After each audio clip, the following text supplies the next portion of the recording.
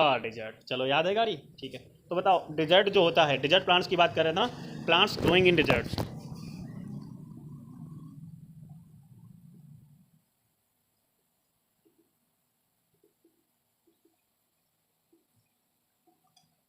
चलो बताइए, plants growing इन dessert, कौन कौन से प्लांट्स डिजर्ट में ग्रो होते हैं? हाँ देखो, कैक्टस, डेट, पाम, खजूर, ठीक। अच्छा और भी होते हैं ना इस तरह के, क्या होते हैं आपके प्लांट्स ग्रो होते हैं, ठीक है भैया। कहाँ होते हैं? डिजर्ट में। अब ये डिजर्ट में ही क्यों होते हैं? देखो desert are very hot, cold तो नहीं ना। कैसा है डिजर्ट, कैसा है?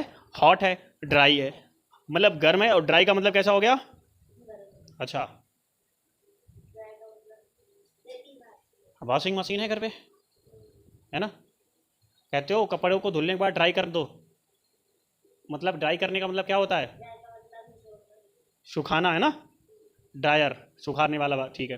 तो ड्राई का मतलब कैसा है? वहाँ पे जो मौसम है वो कैसा है, मतलब जो हवा है वो कैसी है? सूखी हुई है ना, मतलब उसकी हवा में पानी की मात्रा बहुत कम है। समझ में आई बात? आपके यहाँ कितनी भी गर्मी हो, आप कूलर चलाते हो, कूलर में पानी टपकता है। अब जब वो हवा पानी को छू के आती है तो हवा कैसी हो जाती है? ठंडी। अगर वो जब पानी को छू के नहीं आती तो कैसी होती है? गर्म, कह सकते हैं। तो हमारे पास आप ये बताइए, डिजर्ट है, डिजर्ट में आपको लंबे लंबे बड़े बड़े प्लांट्स देखने को मिलते नहीं हैं, कैक्टस जैसे छोटे छोटे प्लांट्स देखने को मिलते हैं, या डेट मान लो बड़ा सा प्लांट्स खजूर का, लेकिन पत्ते नहीं, छाया नहीं, कुछ नहीं, तो ठंडक नहीं होगी ना, नदी नहीं, पानी नहीं, तो हवा कैसी हो जाएगी? गर्म हो जाएगी ना, ड्राई एयर बोल सकते हैं, ठीक। और उन देखो वहाँ पे एयर भी ड्राई हो सकती है, और वहाँ का जो एरिया है वो तो ड्राई होता ही है। अब कंडीशन को समझना, हो सकता है कोई हवा दूर से आ रही हो, वो ज़्यादा ड्राई नहीं होगी, लेकिन जैसे जैसे रेगिस्तान को पार करेगी तो अपने आप को उसके अंदर जो है ड्राइनेस धीरे धीरे बढ़ती जाएगी ना। चलो, और कैसा होता है हमारा जो डिजर्ट है, कैसा होता है? हैं?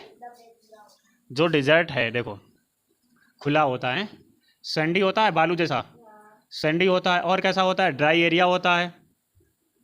भाई डिजर्ट का जो एरिया होता है ड्राई होता है, और कैसा होता है? वेरी हॉट होता है।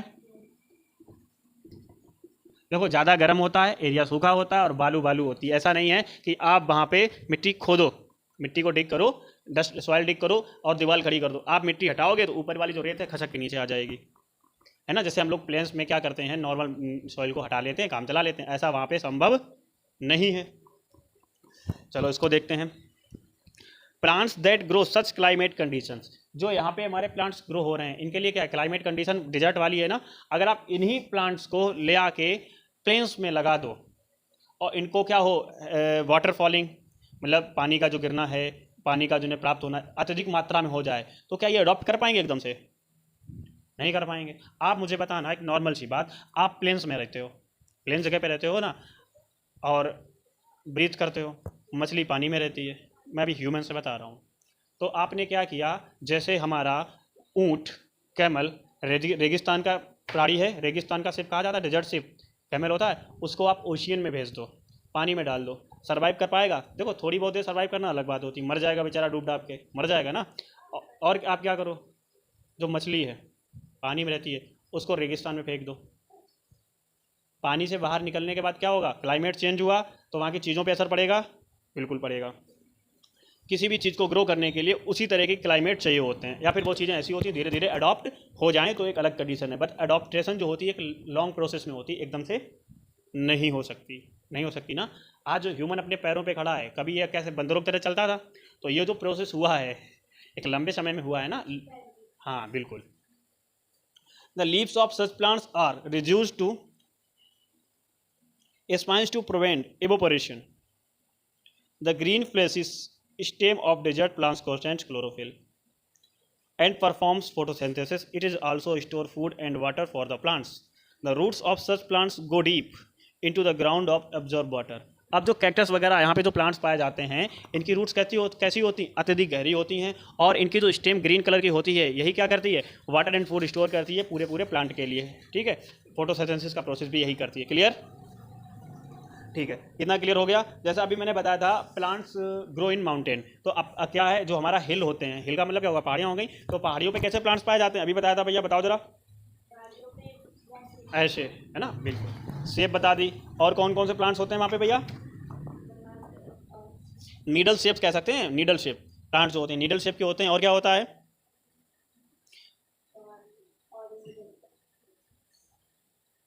अच्छा कौन कौन से पाए जाते हैं ये बताओ। पाइन और केदार are some example of growing plants in the hill. Clear, चलो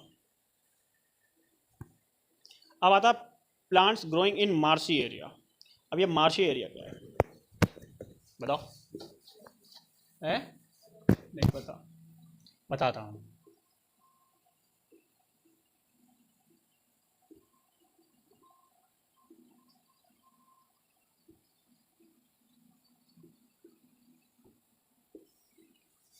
plants growing in marshy area, in marshy area the soil is clay, जो मिट्टी होगी चिकनी होगी, sticky due to the presence of high water content in it.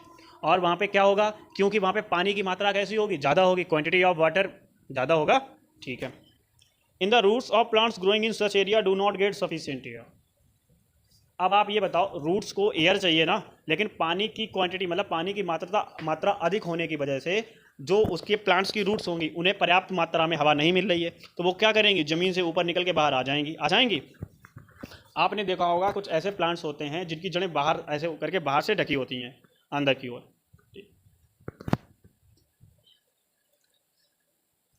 Roots are grow out of the soil water to breathe, they are called breathing roots or respiratory roots. Mangrove tree is an example of the क्या बोला मैंने, mangrove trees is an example of plants growing in marshy area. अब मेरी बात को समझना, जैसे मान लो ये एरिया है, यहाँ पे पानी की मात्रा ज़्यादा है, यहाँ पे कोई प्लांट है ऐसे करके, ठीक है। अब ये जो प्लांट है इसकी जड़ें नीचे हैं। अब यहाँ की मिट्टी कैसी है, चिकनी है, क्ले मिट्टी है ना, चीका मिट्टी बोलते हैं, चिकनी, उसमें पानी की मात्रा भी है देखिए, इस वजह से। तो इसकी जो जड़ें हैं, जब पानी ज़्यादा होगा तो यहाँ पे क्या होगा, मिट्टी कैसी हो जाएगी, अंदर सफिशिएंट एयर नहीं जाएगी, तो इन जड़ों को क्या नहीं मिलेगी, सही मात्रा में एयर नहीं मिलेगी। फिर क्या होगा, तो ये क्या करेंगे, ऐसे करके निकालना स्टार्ट हो जाएगा, मतलब बाहर से जड़ें जो होंगी ऐसे करके, तो ये क्या होती है, रेस्पिरेटरी रूट्स बोली जाती हैं। कौन सी रूट्स बोली जाती हैं, तो इसका एग्जाम्पल क्या होता है, मैंग्रोव ट्री। ऐसे कौन से होते हैं, mangrove tree is an example of marshy area plants. ठीक है, फिर आता है प्लांट्स ग्रोइंग इन कोस्टल एरिया। अब कहानी बदलेगी, इतना क्लियर हुआ, ठीक है। अगला बताऊं, प्लांट्स ग्रोइंग इन कोस्टल एरिया।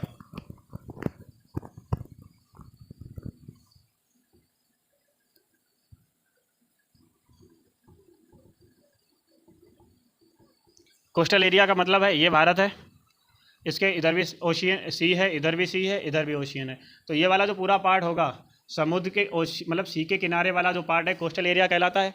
तो यहाँ के प्लांट्स कैसे होंगे, the climate is very hot and wet coastal areas, trees are grow in salty water, जो वहाँ के पेड़ होते हैं साल्टी वाटर से ही तो ग्रो होते हैं ना, ठीक है। They have lots of leave, इनमें क्या होती हैं, लॉट्स ऑफ लीव होती हैं, पत्ते अधिक होते हैं। Trees growing in this places और एवरग्रीन, जो यहाँ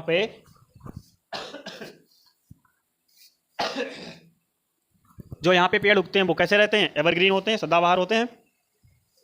दे do not shed their leaves throughout the year, plants like coconut, rice, teak and rubber grow well in the coastal area. अब आप बताओ, आपने कोकोनट ट्री देखा है, नहीं देखा है, मूवी में तो देखा होगा साउथ वाली में, तो उनमें छाया होती है, तो मतलब ऐसे होते हैं जिनमें सदा हरे भरे भी रहते हैं बट उनमें छाया कम होती है, होती ही नहीं है, ठीक है। तो ये आपके कौन से प्लांट्स थे जो ज़मीन पे उगते थे, अभी तक ज़मीन प्लांट की तो बात की थी ना,